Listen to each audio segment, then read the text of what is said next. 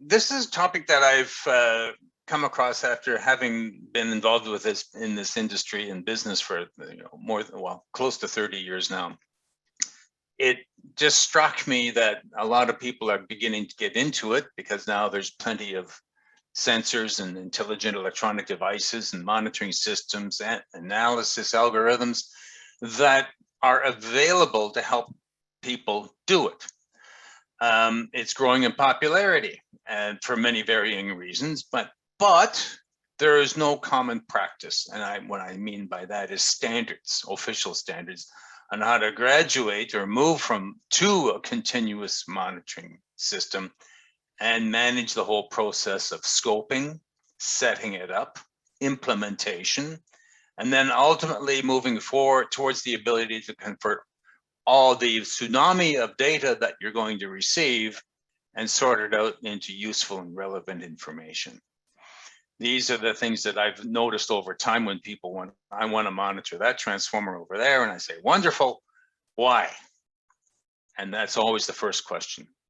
So with the guide, there are guides though, they're not standards, they're guides of C57.143 from IEEE, and a more recent one, a technical brochure number 630 from SMIEEE, that offer concepts, ideas to help you answer and find out, are you ready to do this, yes or no?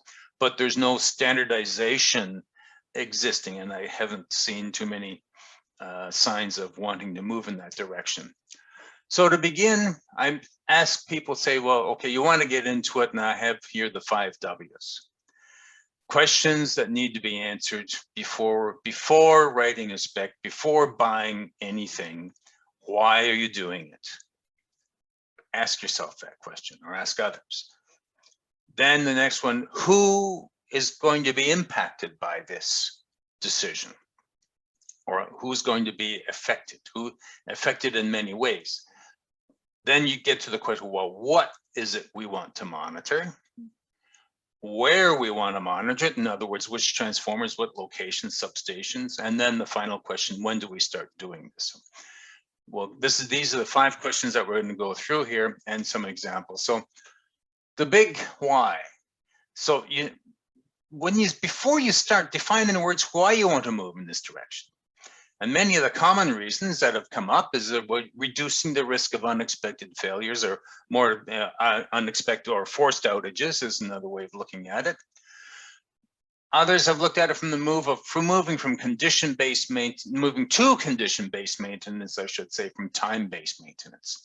And there's the factors behind that is a workforce that's retiring. A lot of knowledge is departing the utilities industry, and there's not a lot of new people coming in that have, in other words, there's no knowledge transfer happening. Another one is safety. Remote communications enable monitoring and observing what's going on at the substation from a remote site. And if there are alarms or situations, it's best to check before what's going on, get some idea of what's happening, what the problem is, and then send the correct team with the right bits and pieces to go out and try to fix it on one trip rather than multiple trips. Another one that is one of my considerations is operational awareness of a unit's condition before entering near the unit, before entering the substation, before entering the vault, so to speak, where that transformer is. Having an idea, if there's alarms, what alarm is it that's making it to be cautious? People have looked at using monitoring to extend the remaining useful life of transformers already in service. And that means a capital deferment of buying cost savings on buying new equipment as replacements. So people ask, well, why operational awareness matters? Because it has an impact on the safety of the employees. It has an impact on the network reliability. It has an impact on the environmental damage from potential oil spill or worse, fire, and the high replacement costs that go with unexpected failures. So with monitoring, you're able to gather the the data and information you need to prioritize and make informed decisions. It can be used that way. It's used to optimize existing assets in terms of loading. It can justify also more interventions and replacements and replacement of components when you have the evidence, the data and the evidence to support decisions you're making. Say, well, okay, this bushing is going bad. And the powers that be may say, well, you know, it's been there for 20 years. It's still good for another few years without actually knowing what they're talking about. But when you have the data to show them and demonstrate them, well, here's what the monitor is telling me, you know, this, and explaining what's going to happen if they don't replace it soon, and ask them to sign off that they'll take responsibility for it. It's amazing how quickly outages come to go and do the work.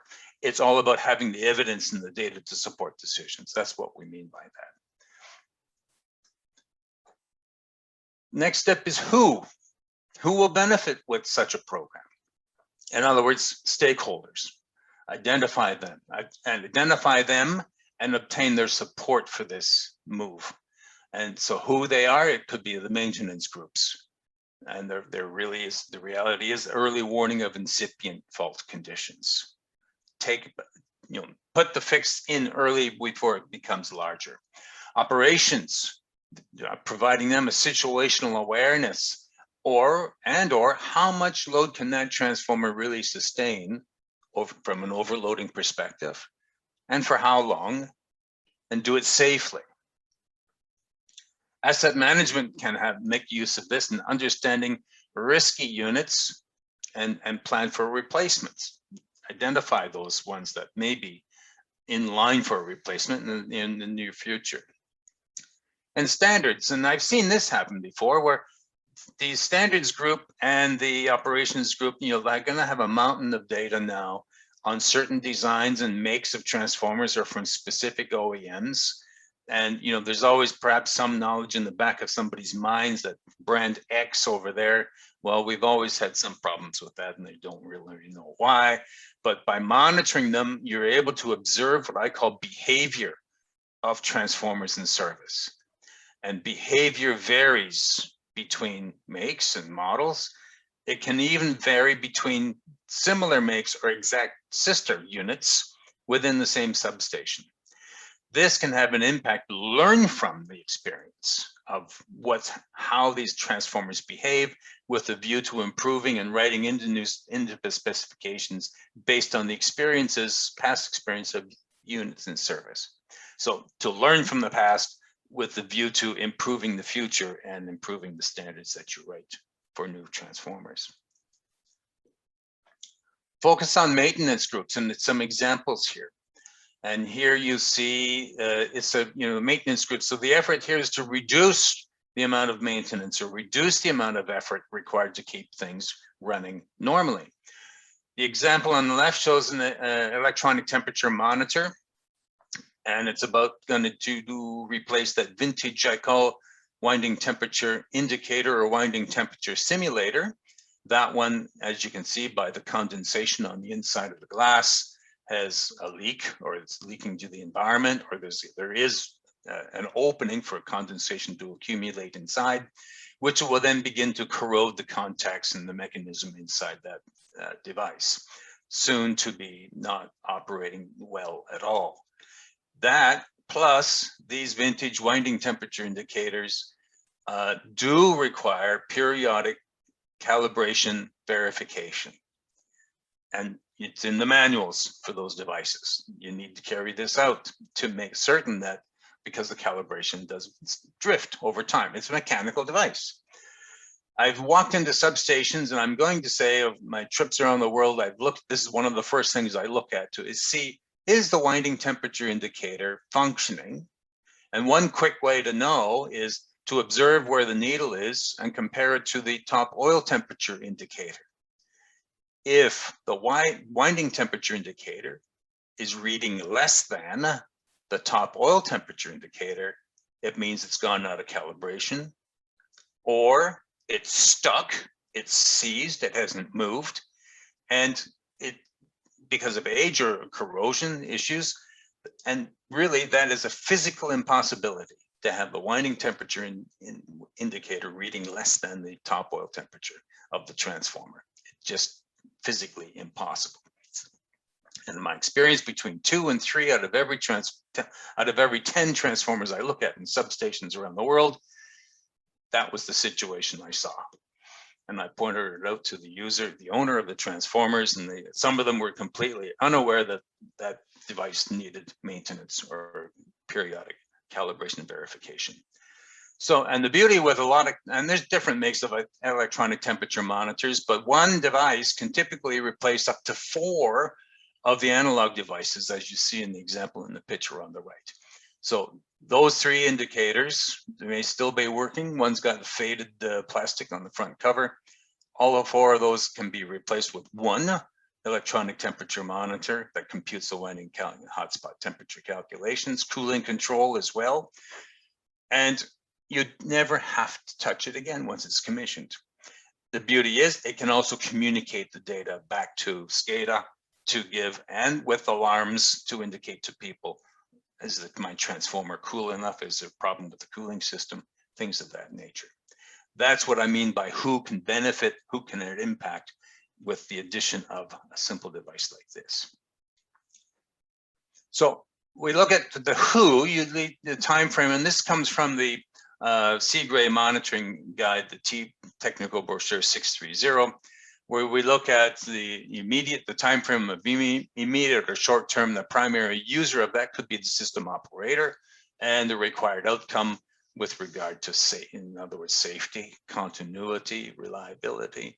The medium term, maintenance and planning, planning maintenance rather than rush job of maintenance. And the regard to maintenance need and short-term replacement. And the longer term is strategic asset management, to be able to grade or understand the condition of the transformers in a fleet by understanding how well they're behaving in service. Then comes what? What do we monitor? And I've had this question lots of times. Well, what is it I need to monitor? What's more important? And it goes back to the first question, why are you doing this in the first place? And some examples that, and really we like to refer people to look at a failure modes and effects analysis.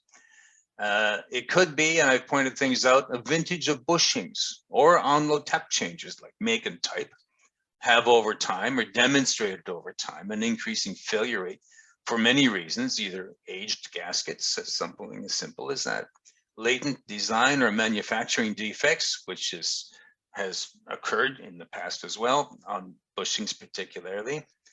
Defective ancillary devices, as I just pointed out, the oil temperature indicator and winding temperature indicators. And the other one is, from their own maintenance record, older units may be experiencing increased loading over time. The question becomes, can we keep increasing that load safely, or is it time for a replacement? So these are examples that can be identified through a failure modes and effects analysis or through existing maintenance records. It's a case of comparing us to us. The older we get, we may need, I'll call maintenance for lack of a better word, but some transformers may have a chronic condition that they know eventually is going to have to be fixed or taken out of service to fix. It's those ones that need identification, and those should be the first priority. So again, what to monitor depends on the why. Some examples, as I said, these ancillary devices. And here's an example. This is a case in North America where the transformer, I think it was about 35 years old at the time.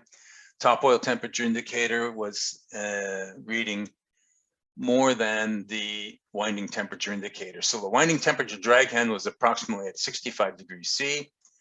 And this is the condition found after the transformer failed, when the drag hand for the top, where the oil temperature had reached 110, but the winding temperature drag hand never went beyond 65. And the stage 1 fans, which are controlled by the winding temperature indicator, was set to come on at 75. So the top oil temperature of 100, and there were no alarms triggered from the top oil temperature because there were no alarm contacts in there. All the alarms were set on the winding temperature indicator. But it was stuck. It was inoperative, and it was triggered. So what happened? And it was like that for 12 months. There's the result. Failure due to high voltage leads at the bottom of the unit bubbling between phasers, causing the short inside the tank, and 20,000 liters of oil spread itself across the substation. Mercifully, no fire in that case. That failure, all due to the lack of attention or the lack of knowledge about that the winding temperature indicator should always read more than the top oil temperature indicator. And it was like that for 12 months before the result you see. So something very simple can lead to this sort of thing. So again, with the technical brochure of C-grade Tech 630, is this where we take this, is looking at different parts of the transformer or components of the transformer that can be monitored. In other words, there's technology available that can monitor certain characteristics, certain symptoms, monitoring for certain symptoms, I should say, of a failure condition in these different parts of it. Now, this is an eye test. I'm not going to go through this in detail, but it's table A.7. Can you read that, Randy? Oh yeah, sure. Yeah. Well, I get my magnifying glass. Yeah, exactly. Yes. So, but it breaks it down between the active part, and you can see there's a number of things that can be monitored, from a simple gas, hydrogen or multi-gas, or load currents. Certainly, it could be looking for electrical partial discharge in there, moisture in the oil, and that translated to moisture in paper that relates to when my transformer is going to bubble. So all of these things are related, but it's broken down here. So remember, this is from an online continuous monitoring point of view. Next, where to monitor. Again, goes back to the questions of why are you doing it and who's going to be impacted, as well as input from people like load dispatch and asset management. Some examples can be critical loads served, like government buildings, substations or even smaller transformers serving government buildings, hospitals.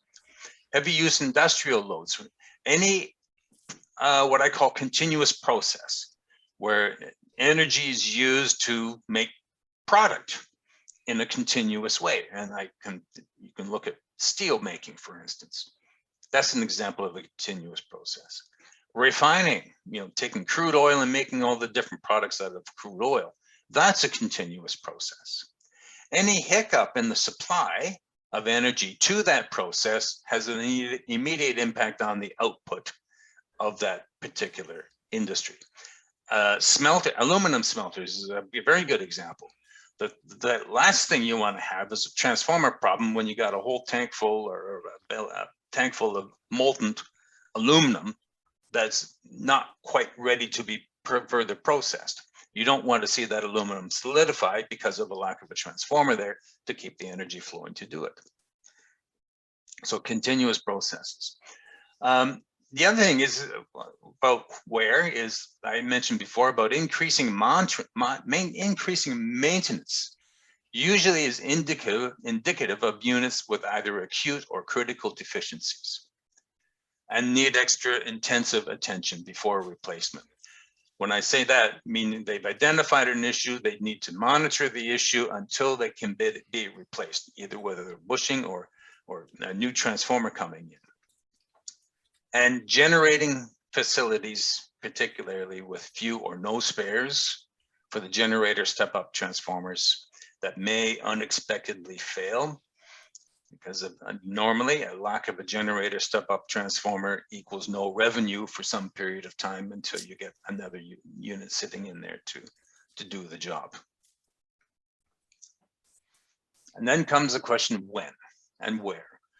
Again, goes back to the answer of the questions why and who, as well as now corporate or company objectives. So some examples from management of the company desires to increase the reliability of the system, meaning reduce the amount of forced outages on the system. Move from a time-based to condition-based maintenance through various reasons, through a lack of attrition of personnel, to the basis of unavailable of outages to go in and do a time-based maintenance on or testing on transformers, and situational awareness as a means of resource allocation in terms of capital and people and assets. The more important question is, one of the more important is, who is going to own the system? And who is going to be the champion or the owner of the team and the overall monitoring system? I have seen companies start monitoring, and they looked at it more as a science project, I'll call it, where they go and install a few monitors out on some transformers and whatever it's doing, and they say, well, that seems to be working okay, but then they leave it without paying attention to it, not downloading data even, and waiting for some red light to come on somewhere. That's what I mean by it. It was a science project and never implemented to be a company-wide system. So because this is a really important position and deserves a full-time commitment, not only to build the system, but have the support of management and to build the necessary resources. And by that, I mean money, to build the team for it to be a success. Without a passionate owner or champion of the dedicated team, I've seen it doomed to failure. Others have been much more successful when you have a group of people that are dedicated, are funded to keep doing this job. So I'd like to talk now about experiences of both good and bad. Can teach us a lot about this new and this modern approach to monitoring fleets, high voltage substation equipment. And now you imagine transformers, but we can also look at beginning to look at things like high voltage circuit breakers, battery systems, for instance. In other words, what can make a substation stop working properly? So one of them is lack of knowledge or didn't read the instruction manual about application or installation of things like a simple gas monitor. And this is an example from some years ago now of a case where this single gas DGA sensor is located on a pipe that's way too far away from the body of oil that it is supposed to monitor for dissolved combustible gases. It never did work properly because it was way too far from where it was situated, but it measured hydrogen nonetheless. And when it didn't line up with the DGA from the laboratory, we came and we got the complaint and said, okay, there's the problem. So I don't know if you can see my arrow. It's pointing at an adapter between this flange and the sensor here. That adapter is hot dip galvanized. And the one thing we all need to be aware of, maybe some of you are aware and some aren't, is that don't ever use anything that's hot dip galvanized that's going to be in contact with the oil in a transformer or a breaker or whatever. There's a chemical reaction that will begin to take place between the moisture. There's always some moisture dissolved in the oil and the zinc in this hot dip galvanized material that generates hydrogen. So that's why the sensor was reading hydrogen, because it was being generated right there and not due to a fault in the transformer. So this is learning from experience and listening to the chemists. We need them to help us understand the monitoring of transformers and the chemical reaction that takes place inside the transformer. And I've come to the conclusion after years of doing this is that a transformer is indeed a chemical reactor. It hums, but the materials inside are organic, cellulose and oil. And when you apply heat, which transformer has plenty of when it's under load, reactions begin to take place to affect the oil and affect the paper over time. So it's a continuous chemical reactor with this continuous chemical reaction taking place. It's all a function of temperature. So the hotter it gets, the transformer, the faster these reactions take place. So next time you see your favorite transformer, think of it as a chemical reactor. And that's why we do things like DGA and oil testing and monitoring for oil to dissolve combustible gases in the oil when necessary. Another one, learning from experiences. In this case, this customer installed a bushing monitoring system on the high voltage bushings of this generator step-up transformer, and in June of 2005. On August 25th at 5:30 in the afternoon, the transformer failed, the bushing blew up. Why? Well, the monitor worked because we have all the data that showed when the alarms were present and what was going on. They never connected. They didn't finish the job. They did not connect the relay alarm outputs. Even that they did not wire to the control room or to an annunciator panel. The monitor was alarming, but nobody knew it because somebody did not finish the job. In other words, the monitor's on the transformer now. It's my job's done. To connect it to an annunciator or something, the SCADA person's job. They never got around to doing it.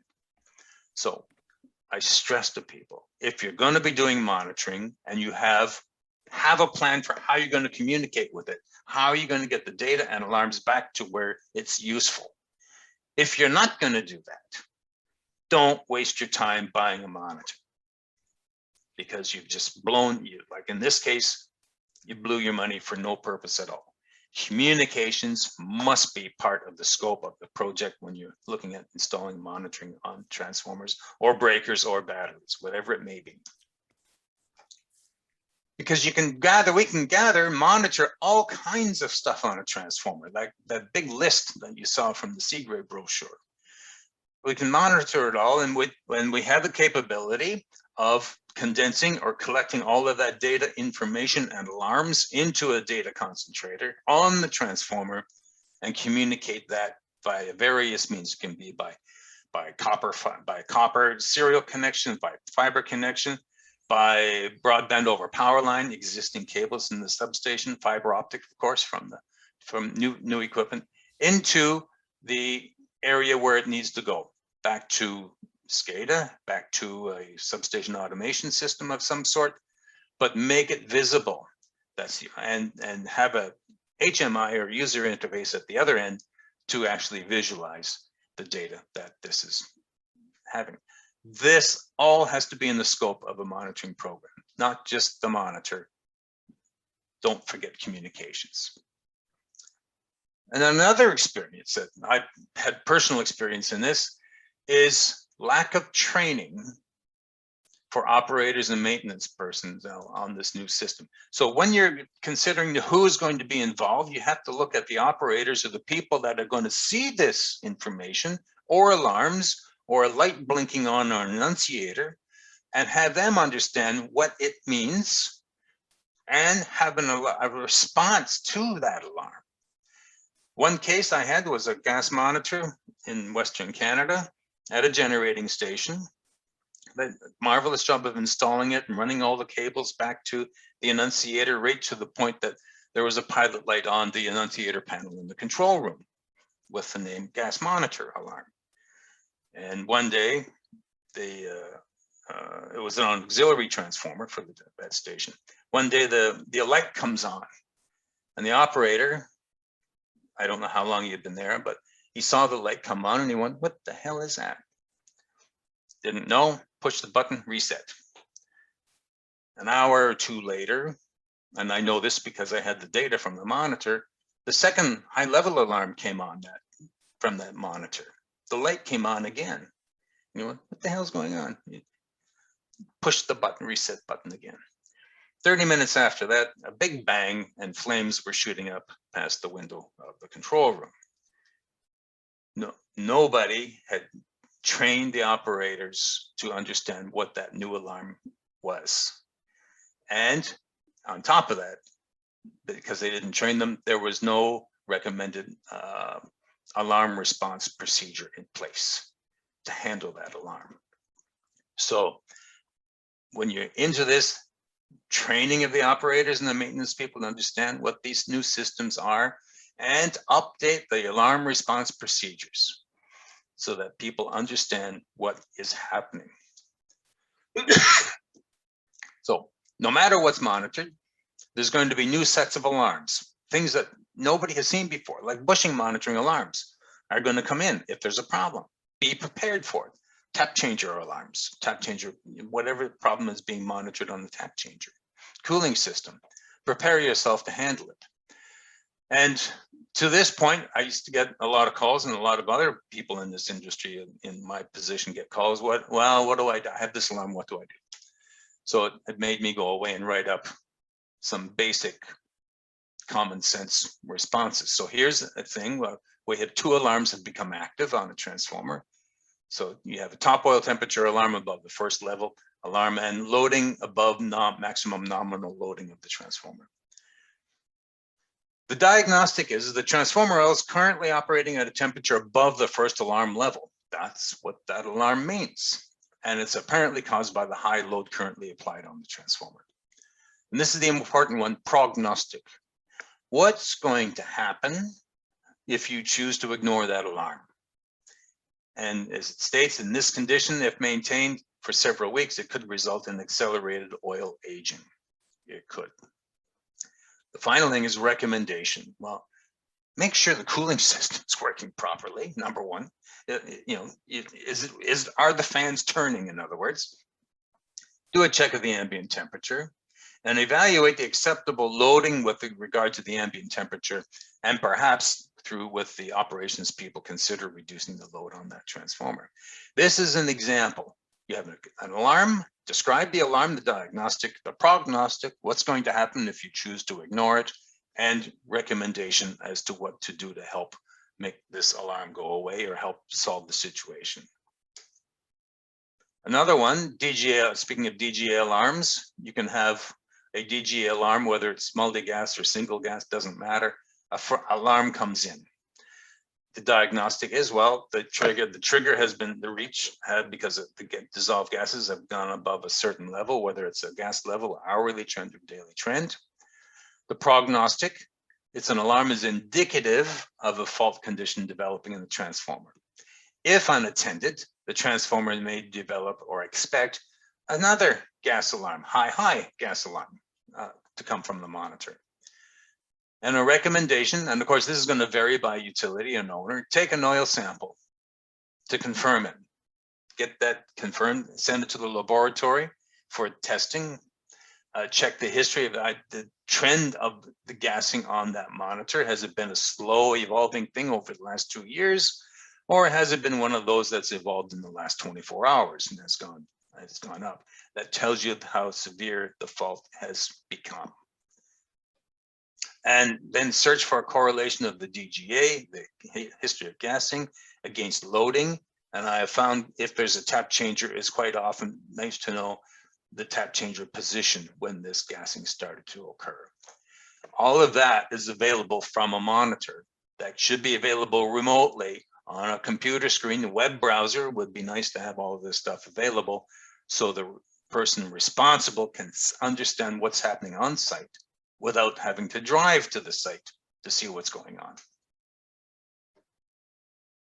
So what can go right? Well, from an operations point of view, the alarms are real-time asset health assessment for acute illness, if there's an acute illness going on. From a maintenance point of view, maintenance can be planned, perhaps, to avoid unexpected outages. And the asset strategy, this can be used, the data can be used to replace units that are subject to a chronic illness, I call it, chronic problems on the transformer. And whether it's the transformer or, as I said before, battery health monitoring system, there are some of those that are produced out there, and circuit breaker health monitoring. And I hate to use the word health, but condition monitoring of circuit breakers. And are they ready to do their job? And we now make a circuit breaker monitor that can help along the way. So some examples, what can go right? Well, here I won't hide the name because this has already been published before. The Pacific Gas and Electric instituted a pilot program that we did turnkey style, I would say, on four different sites within the PG&E system.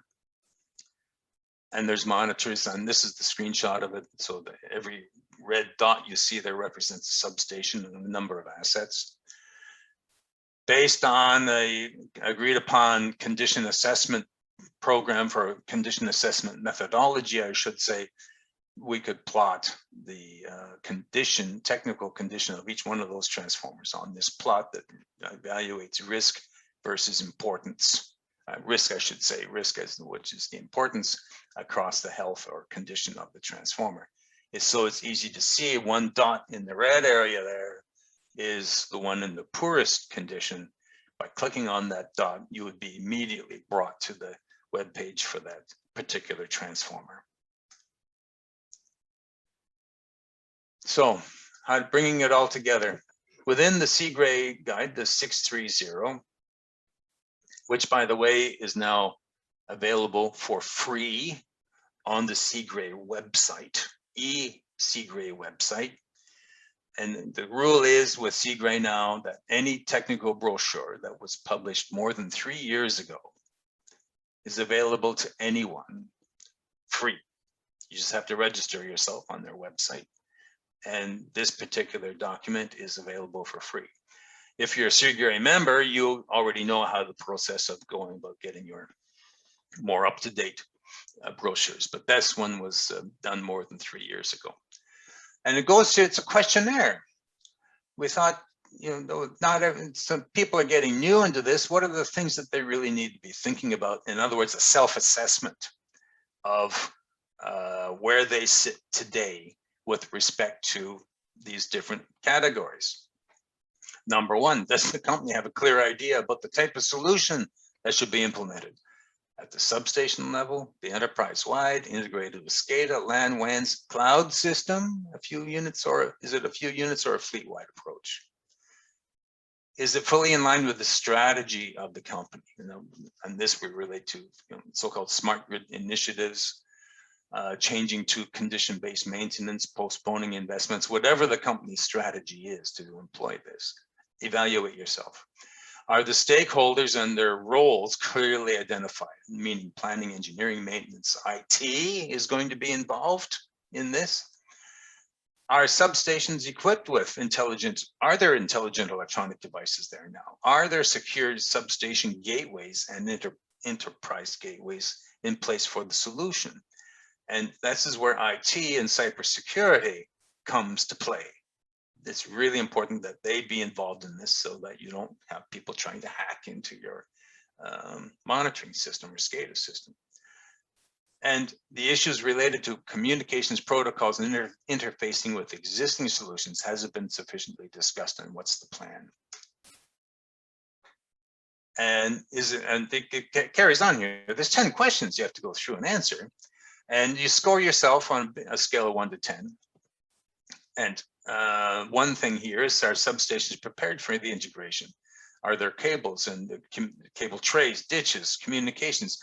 Is the substation ready for it or not? This has to be part of the plan. How are you going to communicate data from the substation to the remote site?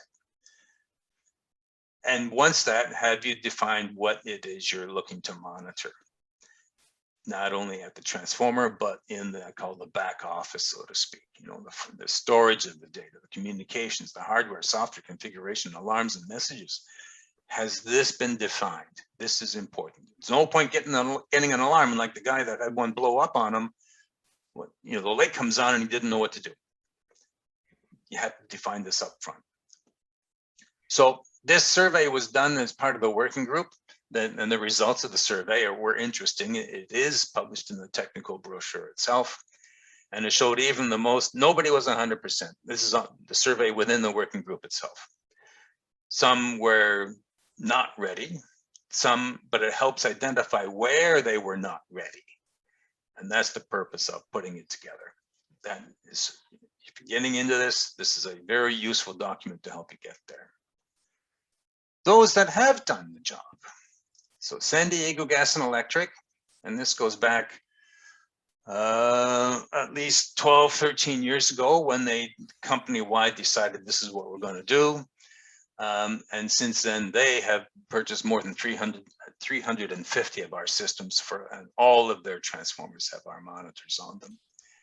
Up to 3 years ago, after fully deployed, they have prevented failure on 10 transformers that were between 15 and 50 years old. They have convinced themselves that there were 12 units worthy of life extension from the state at the time of 60 years old to at least 65, deferring capital on new transformers. There were 4 saves attributed to dissolved gas monitoring on 2 transmission transformers and 2 distribution substations. And up to then, 7 bushing saves, meaning that the system's alarmed to 7 bushing problems that otherwise would have been missed because they were only doing periodic once every 4 or 5 years testing if they could get an outage. It was on the first bushing save that really turned the people in the substation, the people involved with the day-to-day work in the substations, turned their heads to understand the effectiveness of remote monitoring, things like bushings. When they saw the evidence that the alarm came, outage was arranged, they did go up, they knew which bushing was monitor said was bad. They go and test it on site, confirm it, and it was bad. And it had only been tested 2 years before. So that turned their heads to say, well, there really is something to this. So they have been one of the more successful ones at doing this, as I say. Another one is Commonwealth Edison in Chicago, based in Chicago. This is their fleet of transformers, and this again is back to the end of 3 years ago now. At that stage, all of their 102 auto transformers were done, monitored with our systems, phase shifters, static var compensating transformers, and they're now into the process of putting it on medium power transformers across their system. The chap went away and did a bit of a, so they have now 300, at the point, 330 systems of ours on their system. And he went through and did, this is one idea of a cost benefit example. And this one related to just monitoring of the unload tap changer, never mind the rest of the transformer. So he looked at the probability of a LTC failing because of heating issues. It's a 1 in 30 probability. And the value of detecting that early, the problem with that would be a $30,000 problem. LTC other problems, and you can say, I won't go through this whole thing here. Like life extension and life extension gassing goes through it and figured it out for their system, on this scenario, it was worth $67,000 per year per unit. And I stress it's per unit. So from a point of view of just this scenario here and this analysis, it was a good investment on the part of Commonwealth Edison. Another utility that has benefited from it is AEP in the United States. From an operating, and this is their slide, it's not ours, it's operating benefits, reduce unanticipated failures. They can better manage contingencies and optimize the grid utilization. The maintenance has been focused maintenance where needed and extend the coverage of the resources. In other words, don't go out and do something just because the calendar says you have to do it when it's needed. And inform the crew of the condition and prepare the material before you visit, based on what the monitors are trying to tell you. And this was an interesting one, reduce trips to and from the substations. And the person in charge of the fleet there grabbed onto this one and say, man, because it's safety related. Every time you roll a truck, like us driving a car, there's some risk of an accident. So if they can reduce the risk of accidents by fewer truck rolls, it means a safer environment for their workers and for the company itself. So guides to help, I mentioned before, there are 3. There's another C-grade technical brochure, number 343, that again is free. And the one that I was involved with, I was co-editor with 630, is available for free. There is the IEEE C57-143 2012, which is currently under revision. And we're hoping, I don't know if we'll make the deadline of next year or not, but a lot of us, I'm involved in this one again. And of course, you have to pay for that one, of course. but wait till we have the new one, or get the free one from SMIEEE. And that, Randy. Thank you very much, Brian. We have a question. First, a comment. Brian, this is a super excellent point. Thank you for pointing this out. The super excellent point being the who owns the system. Yes. Right? That's your unique perspective on that. And then the next question was, in order to get more reliability for this system, is it needed to implement any backup system to monitor operation of continuous monitoring operation system? This is a good question that you need to ask the vendor that you're planning on working with. The systems I've been involved with in the past have always had some form of system health check, an internal thing, in other words. An internal, like, and I'm forgetting the right word now, but it's a way of checking the system, make sure it's still functioning properly.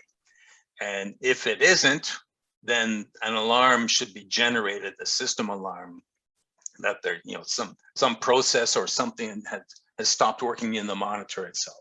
So the monitor itself should have a means of monitoring its own condition, health, whatever you want to call it. And if that's the question that needs to be asked to the vendor that you're discussing things with. How do they do it? How often is it carried out? This self-check of the system. Those are the questions that need to be asked to the vendor that you're considering. Here's another one. Well, when it comes to what are the benefits? Big long statement here. What are the benefits of working with the same lab for all your testing? What are the drawbacks to using different labs for testing? Okay, yeah, it's the point is, if you have a lab and you are getting good service, number one, defined reports the way you want them, why would you change? I know in some utilities, the purchasing people get involved. Well, Joe Bo from this lab says I can come in and can do it for $5 cheaper a year. And oh my God, look at all this. Look at how much money we can save. You need to understand you're going to have different results. Is that because different labs have different protocols? Yes. They're all supposed to follow the ASTM methods of doing all these testing, doing all the tests. But there was a SMIEEE brochure published, and Michel Duval was the convener of this one, where they periodically do round robin testing. They send out doctor up samples, and they send it to participating labs around the world.